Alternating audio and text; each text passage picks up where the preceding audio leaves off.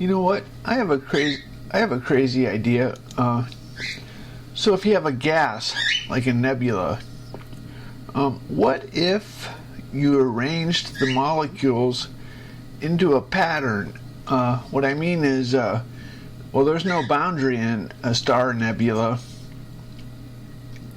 but I guess they flow around due to gravity.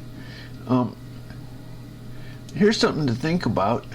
Are there any, let's suppose I made a stream, like a pool table that bounced in a repeating pattern.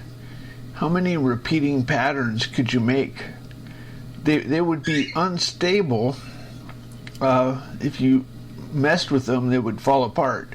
So that could never happen in nature. But let's say you had a beaker. Would you call that a new phase of matter? If you had atoms going around in an unstable pattern. So like in a star nebula, you have gravity. I wonder how many solutions there are to how many patterns could you make that are stable under gravity? I don't know. You know, they could go around in a circle. They could go around in 5 circles. They could anyway. I guess the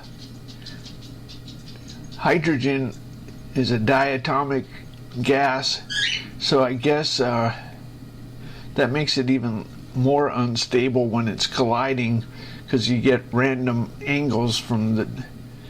Anyway, no, hydrogen. Hydrogen is just one atom. It's diatomic. That's okay. And 1 proton. I was talking about the. So if you had helium, which has 2 protons, when it gets in a collision, does that cause a more random outcome than if, because they're at odd angles? It would be harder to organize helium atoms to go into the circle pattern, because it would be more easily unstable. Anyway, because the 2 protons cause a surely that causes more randomness when you collide. Anyway, I don't know.